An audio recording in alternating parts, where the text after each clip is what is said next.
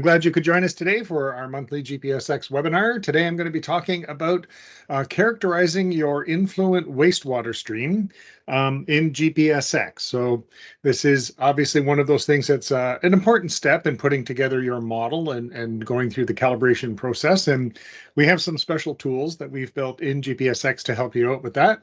And it is something that we do get questions about on a regular basis, and is also part of our regular training package that we put together for people who have purchased GPS-X, or if you're looking to get a refresher on how to use GPS-X, that is one of the things that we do talk about on a regular basis. So, as per usual, please feel free to enter any questions that you might have while I'm going along in the chat. And what we'll do is I'll hang around at the end of the webinar and answer as many of those as I can. So, to get things started, my plan for today is to talk a little bit about Influent characterization, what I mean by that, why it's important, what the steps are that you have to go through. I'll talk a little bit about the models that we have in GPS-X and how they are set up so that they can help you do the best and most efficient job of characterizing your Influent, and a little bit about the data that you might collect and the data that you might have and some of the issues with that data that you typically encounter. As with any modeling project, the data is never going to be perfect, and so I'm going to talk a little bit about common problems that you might run into. So I'm going to jump right in at that point to talk about the Influent Advisor tool. That's the menu that you use to enter in your Influent information, and it's got a lot of software features in there to help you manage the data and understand what you're looking at. And then also some little bit of work around the idea of doing that over a dynamic data set. We have a special tool for that. And of course, as usual, I'll be doing a couple of desktop demonstrations to talk about those things. And as I mentioned, I'll stick around at the end and answer any questions that you have. Okay, so to get started, what is Influent characterization and why is it important? Well, basically, Influent characterization refers to specifying the concentrations and stoichiometric ratios of various components in your Influent stream. So anytime you set up a GPS-X model, you have to have the starting point of your wastewater that's coming in. And most of the time you'll be using this object here. And when you're doing that, you have to enter in what is the flow and the pH and all of the concentrations of all those various kinds of components. And so it's important to get that set up well and get it set up in a way that makes sense for the model and for the data that you have. And it's really a key component of calibrating your GPS-X model. So as we'll see, adjusting some of the stoichiometric ratios for which you don't have a lot of data can be a way to calibrate the performance of your model. So, excuse me, as you will see, adjusting the relative biodegradability of the COD that you have measured will have an effect, of course, on the model itself. So it is sometimes one of the more challenging steps in the process of setting up and calibrating your model, though, to do all the debugging and making sure everything, all the information that you're using has been accounted for and is sort of working for you in the way that it needs to. Right. Influent characterization is important. It's basically the beginning of the overall mass balance of COD, nitrogen, and phosphorus across your whole plant. So as you know, these ASM models, they're based on those fundamental components, and we're trying to do a mass balance of different kinds of COD and nitrogen and phosphorus. And so you have to tell the integrator, the solver there, like what is the amount that's coming into the plant at the beginning. And therefore, that influent that you have set up, it really drives the rest of the model, everything going downstream. So, the mixed liquor and the sludge production and so on are going to be, at least to a certain degree, a function of what you set up in the influent. And so often adjusting your influent is a way that you go about calculating and calibrating your model. And it's always a step in the process because we never have all the information that we need. Even if you have a very detailed sampling campaign, it doesn't give you data as well in as fine, discretization as what the model needs and understands. So there's a series of calculations and or assumptions that we have to make to get from what you have to what the model needs. However, that is sort of standard practice. That's what we've been doing in this modeling technology industry for 30 years. And it works great. Everybody sort of, has an understanding of how these things come together, and so setting up and characterizing your influent is part of that process.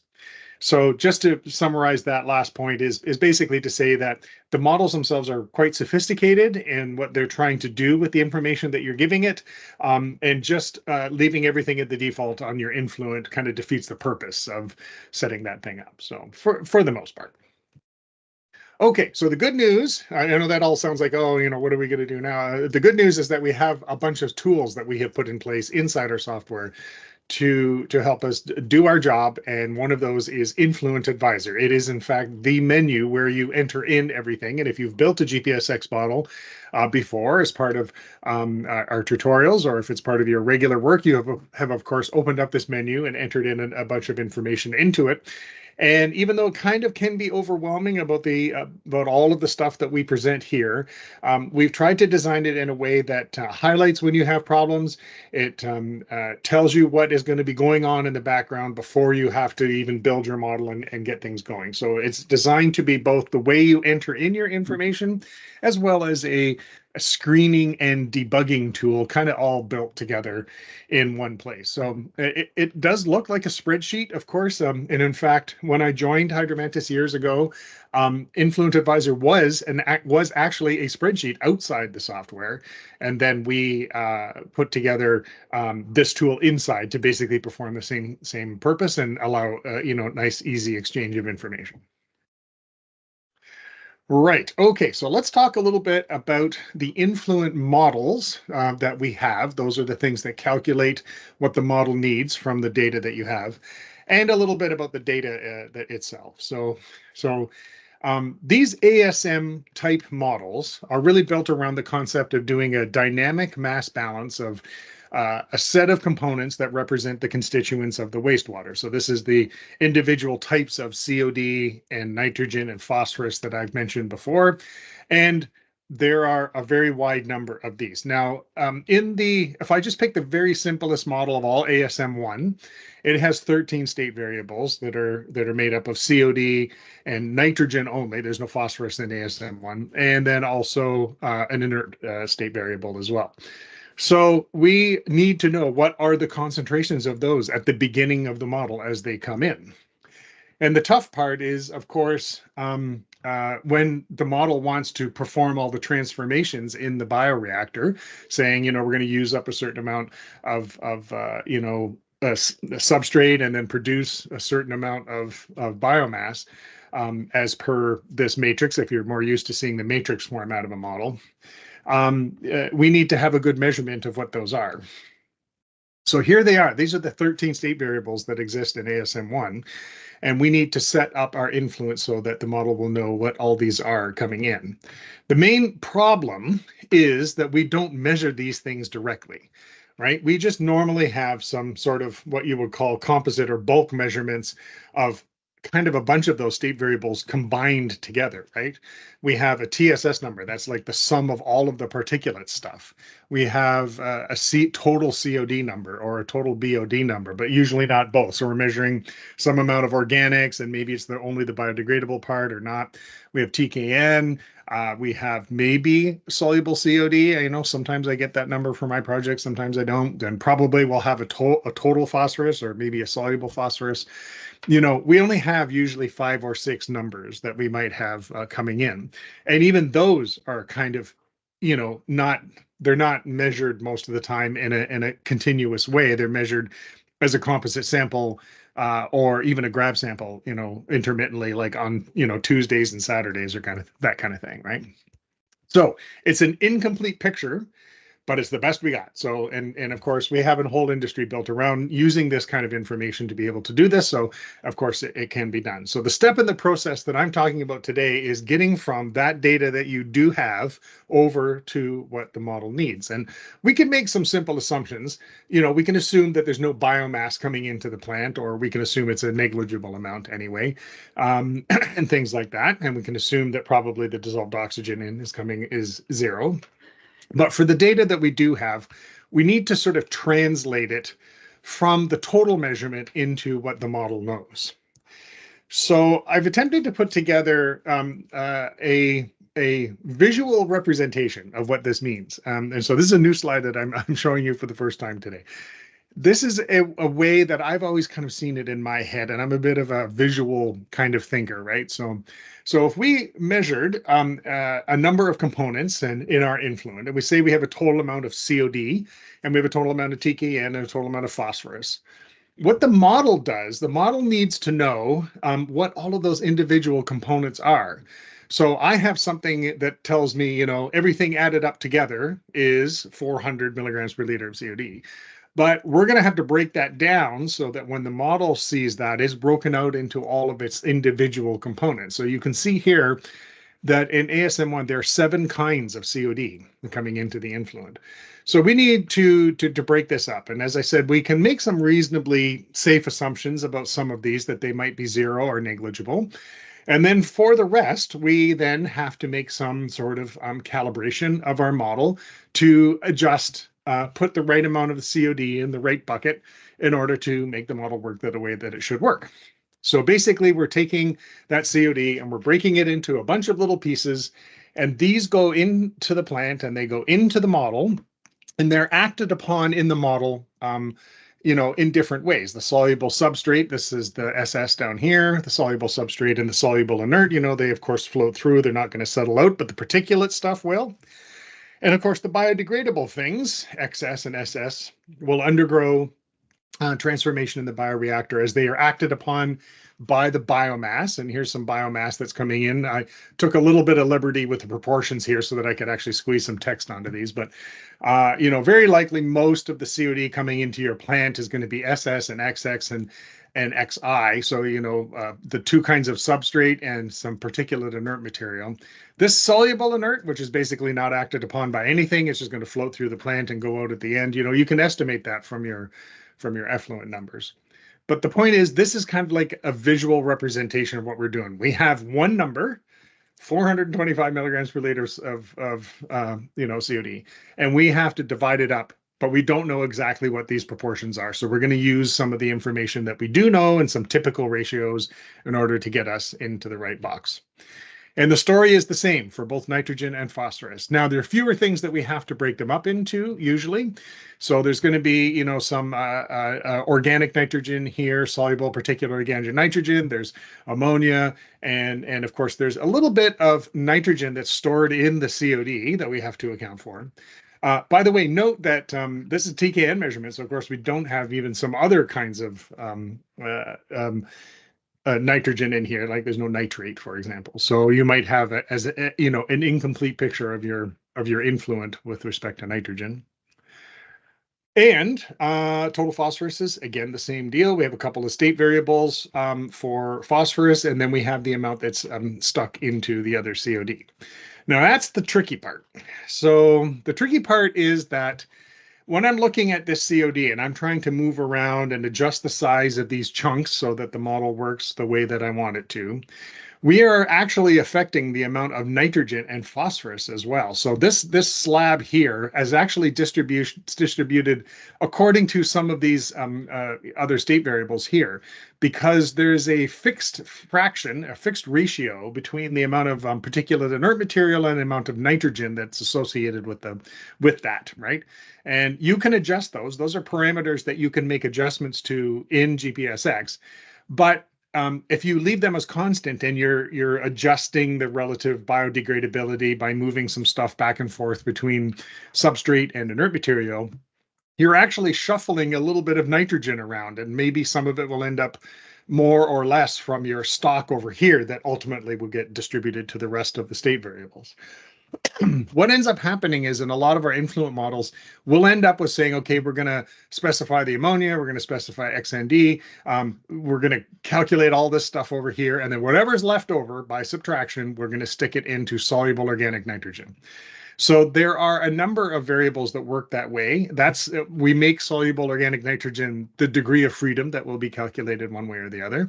And there's also the same sort of deal for the phosphorus as well, and even the COD itself. Usually XS is kind of like the one that we dump all of the remaining COD into once you've specified everything else. So that allows us to have things that change and move, and it kind of goes into a spot that makes the most sense for the type of data that we're used to dealing with. And that's worked well for us over time.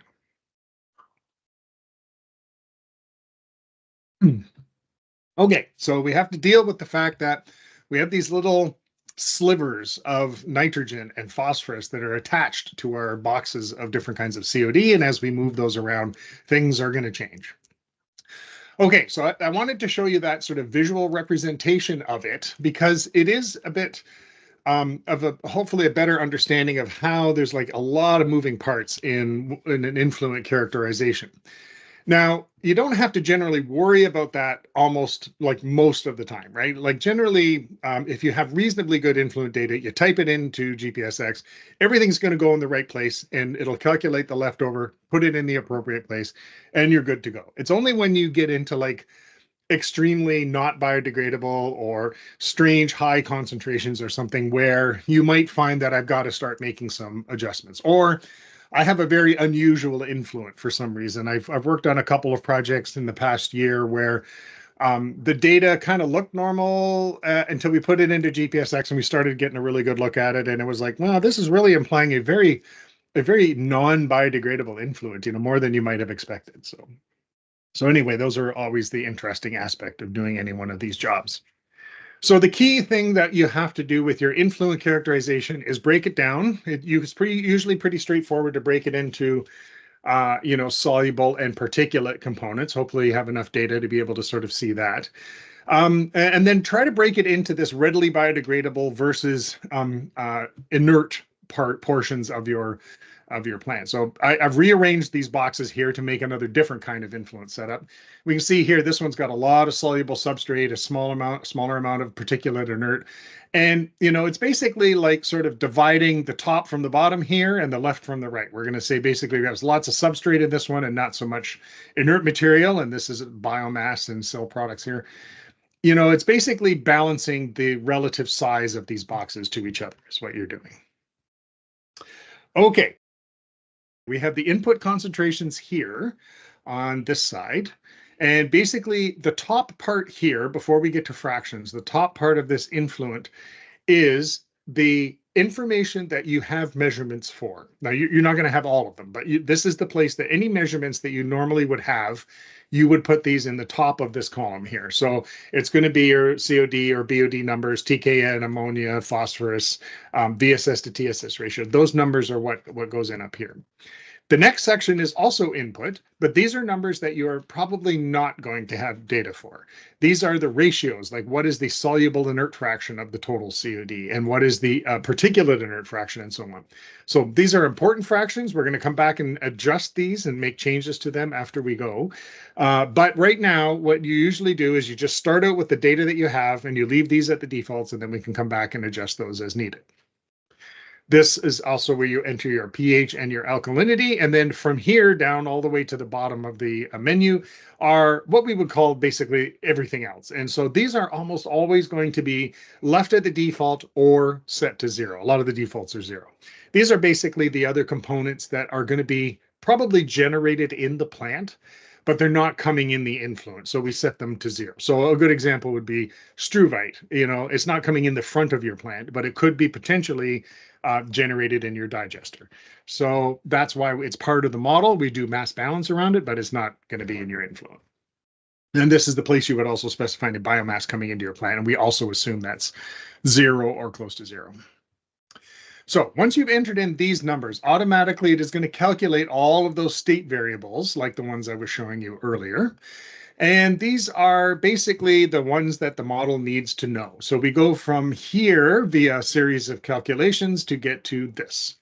And we can look at this, open up these panels and take a look at all the details. And then from here, we go to what we call our composite variable calculations. These are the ones that you probably do have measurements for. These are the ones that you typically are trying to match to some real data. So these are things like TSS and VSS and, soluble BOD and so on. And all of these numbers here will change if you make any changes over here. So a couple other features that I'll be showing you here shortly. Anything that you can click on, it will highlight for you exactly how we calculate that. If you scroll down to the very bottom, you'll see the equation. Some of the equations can be quite long and detailed, but you can see that. And it also highlights all of the other parameters that are relevant in that equation. So here you can see our total carbon is calculated as being total organic carbon plus total inorganic carbon. So it shows you how we got those and how those numbers go together. And lastly, this is actually a very handy tool that we added right at the very beginning of the development of Influent Advisor, and that is these regular stoichiometric ratios that you probably would like to be keeping your eye on. And so it's sort of your nitrogen to COD ratios, phosphorus to COD ratios, VSS to TSS, XCOD to VSS, all of that kind of stuff is here that you can keep an eye on, and these will automatically be calculated from all the numbers that you have entered above.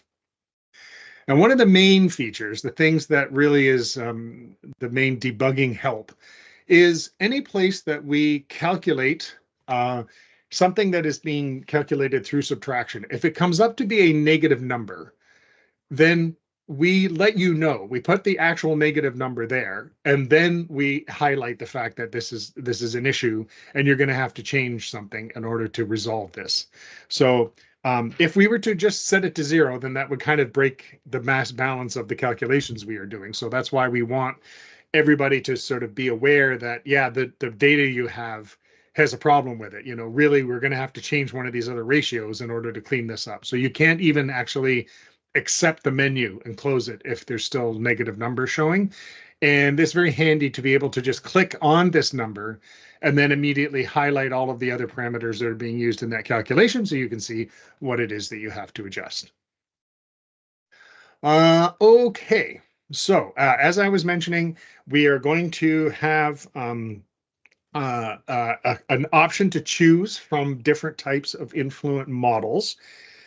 And by Influent model, what I mean here is a set of calculations, just regular algebraic calculations. It's just it's not the actual matrix model. We're not integrating anything. This is basically just a calculation to get us from the data that you've entered to what the model needs. And we've got them set up for different types of data. So COD states is the one that will automatically be selected for you when you drop your Influent object on the drawing board. But we can work with the BOD-based version. There's a TSS COD one, COD fractions, and so on. Almost all the work that I do in the COD states model. It's the one that I find is sort of the best calibrated. And I always really like to work with COD data anytime I can. COD is conservative. It's what all the models are built upon. So it tends to work better for us than working with BOD data, which is a little bit more error prone. So, right. Okay. So just to show you explicitly here, this is the opening input menu for each of these 3 different kinds of models that we have. The COD states, that's our default. You can see you start with COD, TKN, and total phosphorus, ammonia, etc. Here's BOD. We start with BOD-based TKN, TP, and then you're into some other different things and different kinds of fractions down here as well. And we also do have this one, just threw it up here just for input's sake. So you can actually specify your Influent to be a biosolids line. Like basically you could say it's thickened WAS or something. And up here you have TSS, you'd enter in, we have it as a default of 10,000 milligrams per liter. And, you would set some other typical numbers for that as well. So which one you pick is up to you. Influent Advisor works the same way for all of them. It's just a different set of default values. Okay, now is the time for the demonstration. Sorry, I jumped in one set of slides too early there. Okay, so what I was trying to say before was, first of all, here, you right-click on Go to Models. You can pick whichever one of the Influent models that you want to work with. As I mentioned, I work with COD states almost all the time. And you go to Composition, and you go to Influent Characterization. And then now, as you can see here, we've got our inputs on the left and our calculations on the right. So I'm just going to change a couple of numbers here and there, and you can sort of see the activity.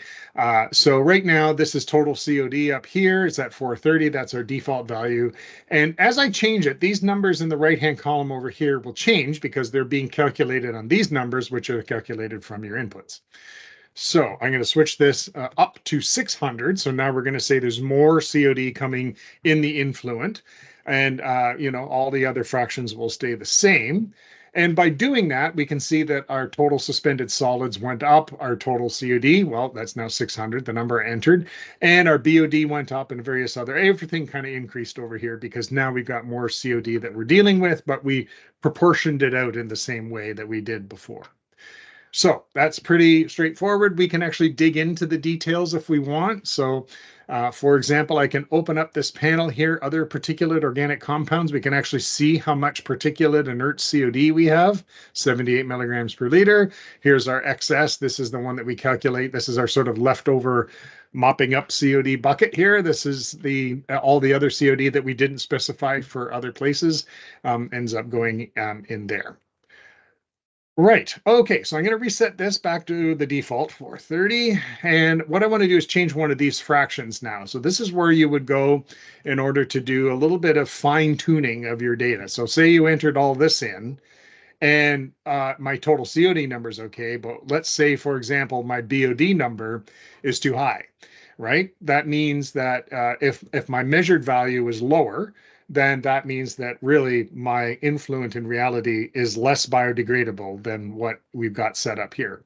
So that easy way to do that is come in here and change the particulate inert fraction. So if I ramp this up, make it more inert, increase the inert part. Now, if I go back here, this number previously was 220 something, and now it is 150. So that's a way to sort of do your calibration. Now, if I had the whole rest of the plant built out, we would have also seen the mixed liquor change, and we would have seen the sludge production change, because now we got more of this particulate inert stuff hanging around. It's not being biodegraded very well, and it's accumulating, however many SRTs happen, and it becomes a significant part of the mixed liquor, right? So that is how changing your influent fractions will ultimately get your numbers where you need them to be so they match your real data. But then, of course, that makes it easier to get all the rest of the activated sludge part in line, right? Like, if you didn't make any changes here, and I was, leaving this at the default, and I just let all of that biodegradable stuff go into the plant, and then I'm trying to calculate and calibrate, the rest of the thing, solids settling and the biological stuff, you're starting off on the wrong foot anyway, right? So let's show you one example of where we're going to get some numbers that need to be debugged. So I'm going to reduce the total TKN from 40 to 20. And we can see immediately a couple things got highlighted in red here. So if we open those up, we can see that the nitrogen in the solid biodegradable substrate, so that's a nitrogen associated with XS, is a negative number. And then also we can see here that number is being used in this number. And so therefore, we're running into problems, and this needs to be fixed. The reason it's like that is because our TKN is actually less than our ammonia. That's actually the main problem here, is this number that I changed. So that's a good thing it identifies. And if you did want to, as I mentioned before, you can click on these numbers. They immediately highlight where everything is. And you can see here that number that I just changed was one of the ones that's contributing to this problem. Okay, so I'm going to put that back to where it was before. This number returns back to a good value. And I want to click on, this is a really long equation, so I'm going to click on SND here. This is a little bit more straightforward to see. So that way you can, if we scroll down here, you can see we calculate SND as the soluble TKN minus ammonia minus the soluble inert material times its nutrient fraction here. So that's a way to sort of see what's going on. And as we mentioned, these numbers are highlighted above. So when we said INSI, that's this new N content of soluble inert material is here. Excuse me. Okay, so that's there. This stoichiometric ratios are right here. They're at the very bottom after all these numbers have been calculated above. Those are also helpful. And I will also point out a little bit of other functionality while I'm in here. We do have two different sets of default values for these things.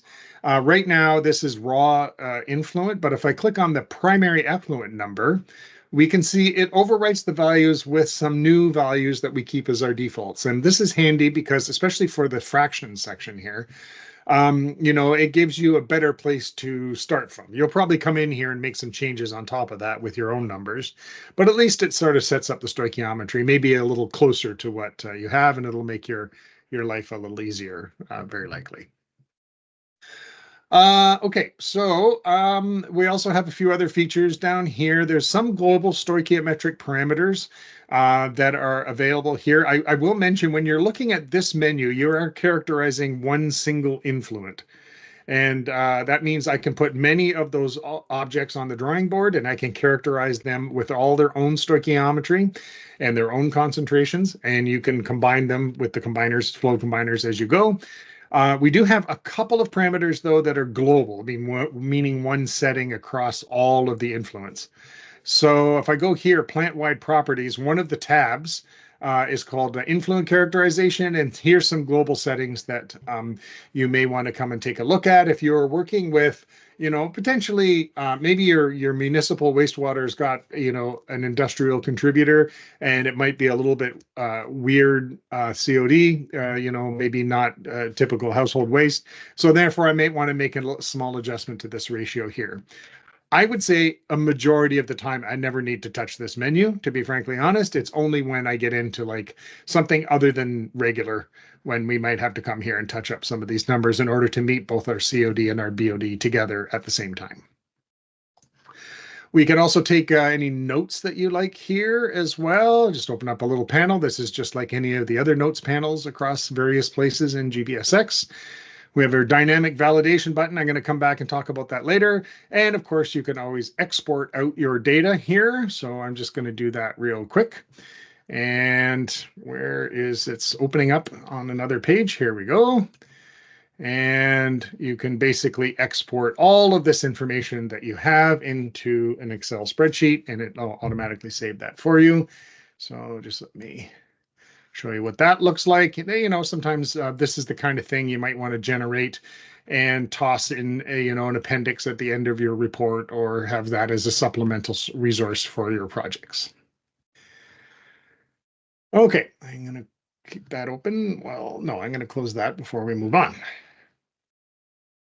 Okay, so let's close that up, and I'm going to go back to the slides. Okay, so one thing that is a challenge every single time you sit down and put together a model is that a lot of the times the influent data is, less than perfect. That's not really, necessarily a problem all the time. It is just the nature of, the way that we collect data in this industry. There's a lot of noise that is associated with it. There's a lot of variability associated with the way that the data is collected, and so on. And so we have a lot of understanding of these things, and we're able to deal with that accordingly. However, it is something that you have to get used to dealing with. So basically, one thing I can suggest is really trying to find, if you're doing a simple steady state calibration of a model, is try to find in the say years worth of data that you've got, try to find a stable time period where there's not a lot of variability happening. You're not in a period where it's just coming off of an upset, or it's undergoing some changes due to, taking units out of service for maintenance or something. You want what you would call typical behavior. Give me a couple of months of when it was just running normally. And those averages and those types of numbers are probably where you want to start. Now, when you get into doing dynamic calibration, then you want to be able to see a little bit of dynamics to it. You want to be able to see something changing as you go, maybe from one season to another, and the temperature changes. Those are where you want to have a little bit of dynamics in it. But for steady state, and usually that's where you start from. Let's just make our lives simple and start with something that's a typical average behavior. So you're going to have to go through that data, and you're going to have to remove outliers and deal with the fact that maybe some of it doesn't make a lot of sense. You're almost always going to have some missing or bad data or stuck data. I've had multiple projects where I open up a spreadsheet and you plot the data, and there'll be like a chunk of data where you get the same number for 4 weeks in a row. It's because somebody's sensor was off or missing or out of service or whatever, that kind of stuff. So Anyway, filter all that stuff out, and then you're left with something that's a good place to start from. But, often you have to deal with conflicting information. Right. Okay. So the way that you want to that you can identify that and get a reasonable level of comfort that the data that you're using is okay is to just calculate these various typical wastewater influent characterization ratios, and then you just see that they're in the range or near the range anyway of what you would expect for regular municipal wastewater. So look at your VSS to TSS ratio. Your BOD to COD ratio. Is the COD, something in the neighborhood of 2 times the BOD? Is your ammonia less than your TKN? Is it something like 7.7 or something in that neighborhood? And your soluble to total COD numbers, do they make sense as well? We tend to always want to go through and do that on averages, but it's also great to take it and take a look at it on a point-by-point basis in your spreadsheet work as well. Those are nice typical things to get a handle on. I mean, individual data points, they're probably not that important. It's probably just a bad measurement, or if it was, maybe not sampled well on a particular day, or you caught it just in some sort of weird point. But if you have a consistent measurement that is always out or always, showing a relationship, then I would be skeptical of that data and go back and question it from the person who provided that data to you, because either A, you'll find out it's no good, or B, there will be a reason why it is weird. And so you will be able to at least get that reason and understand what's happening. Okay, so the way you typically go about setting this all up and then doing a bit of validation and further adjustment and calibration of your Influent is basically enter in all of those. Start with using the defaults from GPS-X. Hit one or the other of those 2 buttons to start with. Then enter all of the known concentrations that you have in that left-hand column at the top, and then identify any flagged issues that come out of that. So go through and take a look at the middle column to see what the values of the various state variables are and make sure nothing's negative and that it all kind of was as you would expect. And if it isn't, then you have to trace the dependencies back to the adjustment to the fractions that you don't have data for, or the numbers that you do. And if you're willing to make adjustments there, then do that, and then make the changes to the stoichiometry in order to clean up and remove all of those flagged issues, and then see how that matches up with the other data that you have that you never entered. So you entered a COD number, but if you have a BOD number, does it match that number? So you can adjust that fraction like I did in my earlier desktop demonstration. So this is kind of iterative. And I know different people who have their own different preferred way of making their way through the data. A lot of the time it is really dependent on how much and what the quality is of the data that you have. But we're hoping that, this tool is one that will allow you to work through and do it as quickly as you can, whatever way that you like to do it. We've set up Influent Advisor to do the calculations right in the menu rather than having to run a bunch of simulations to see how it came out. We're doing it right in the menu so that you can debug all of that data before we get into actually running actual wastewater simulations. So basically what will happen is after you've gone through the step of setting all of this stuff up here, all of my concentrations that I know, then basically it's about adjusting these things, which we don't know, in order to match these numbers to the ones that you have data for. So, it's just basically adjustments and seeing if I can get reasonably close. One thing I always like to remind everybody is, especially if you have a lot of data, then you're probably taking an average that you're trying to match to over here. That average is going to, be an average of a bunch of numbers that have a certain spread on them, a certain distribution, certain plus or minus. So keep that in mind. Don't worry about trying to match it down to like the nearest milligram per liter, because there was a lot more data variability in your data than that to start with. So I'm providing this little chart here. This is one that we talk about a lot in our training sessions that basically is kind of a rough range of our experience getting through calibrating a lot of models over the years. And you can see these ranges. These are actually the GPS-X defaults here, 5% of total COD for the soluble inert material. But, 5 is the default, but the range from 4 to 10. And so these numbers are somewhat where you would expect them to be in a reasonable range. Now I should emphasize this is for regular raw municipal wastewater, right? So those are numbers that you can kind of use that to have a bit of a good feeling about whether the numbers that you ended up with make some sense. Okay, just to sort of wind up the context of why this is important. The experience that we've had and the entire industry basically shows that the default biological parameters in the ASM models, and by that I mean like heterotrophic growth rate and yield and whatnot, they don't tend to require much adjustment at all if the influent characterization is good. If you find that you are making, huge changes to your growth rates, then you're probably doing that to counteract for something that has not been entered into the influent correctly, or maybe not necessarily entered in incorrectly, but a lack of information on something about that influent. Like maybe you're ramping up the growth rate because actually there's less food in the influent than there was in reality. So what I always suggest is if you have a little bit of resources that you want to spend on getting good data, spend it on getting a good characterization of your influent. That will help a lot. Now, there's a whole other, this discussion that I've been doing so far actually segues directly into how to calibrate your GPS-X model. And we already did a really good webinar on this last year.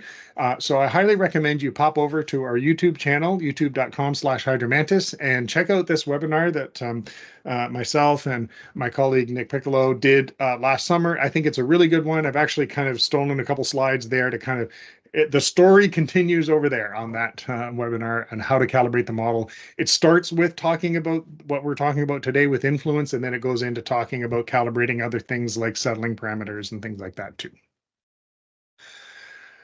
Okay, one thing I will mention is that all of what I've discussed up to this point is for regular municipal wastewater. Industrial wastewater is a completely different bag. Often, anyway, it is a completely different bag. It really varies widely by industry. So you can often get very high concentrations, particularly high concentrations of COD or nutrients. And they can be either really nutrient rich or really nutrient deficient, depending on what that industry is. I know over the years, I've actually done quite a lot of modeling of wastewater treatment plants that treat waste from industrial food preparation facilities.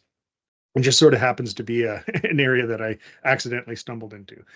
So I've done a lot of things with winery waste and dairy waste and breweries and fish processing and potato processing. So they're all wildly different from each other. And I find it really fascinating, to be honest, myself, but it makes for setting up your influent very challenging.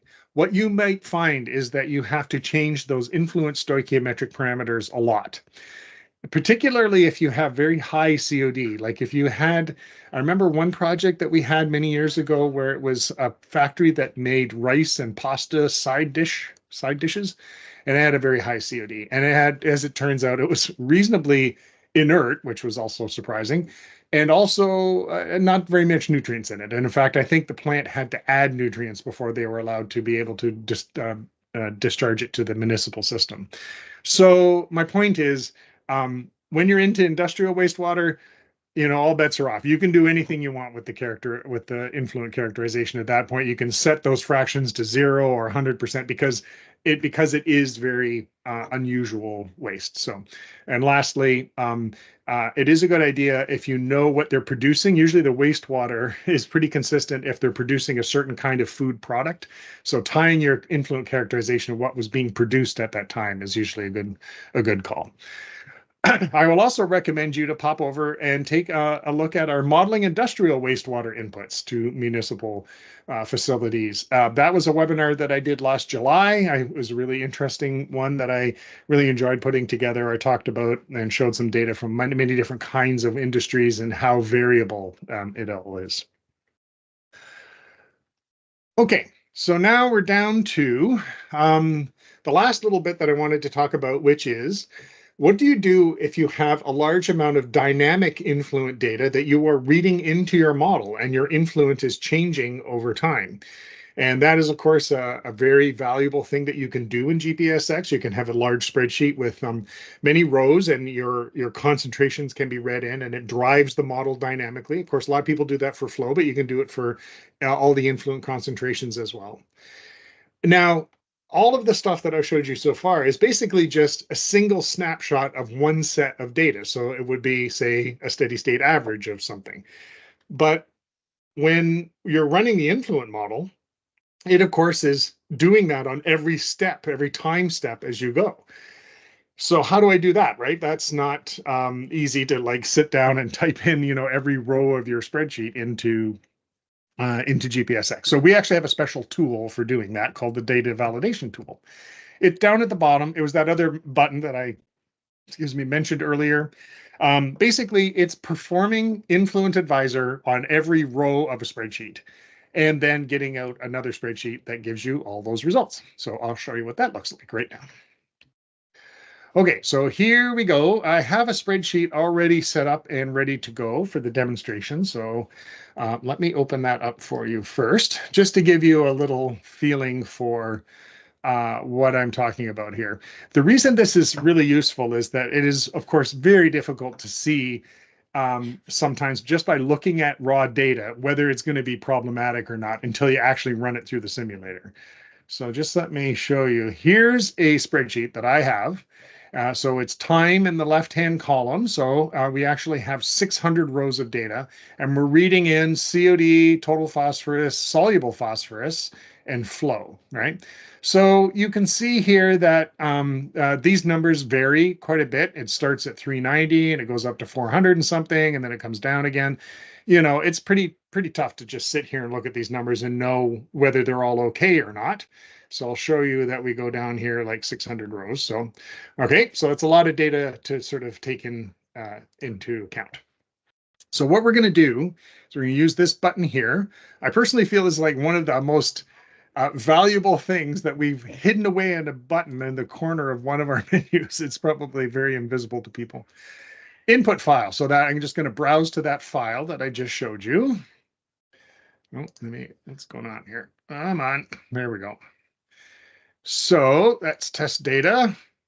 And then we have to then produce a new version of this, another output spreadsheet. And it's called, it gives you the name data validation. You can change it to something else if you like. So I'm just going to save that. And then we hit this button. So basically, this is going to take like 15, 20 seconds where it goes through, reads in a row, does a complete set of influent characterization calculations, checks everything, may see if there's any negatives or anything that we need to warn any about. It does a bunch of coloring of the spreadsheet, and then it moves on and does the next row, and it goes all the way through to the very end. So that's going to take a moment, and I'm just going to take 1 second here to drink a bit of water. All right. Oh, okay, done. So what I want to do then is I want to open the spreadsheet. Let me do that. And here, this is what it looks like when it's done. So this has now produced another different spreadsheet, and you can see the calculation of all of the state variables. So this is essentially the middle column of Influent Advisor. And then if I keep going to the right, we will get to the right-hand column. This is basically all of the composite variables. So there's like dozens and dozens of rows. It produces a lot of output, right?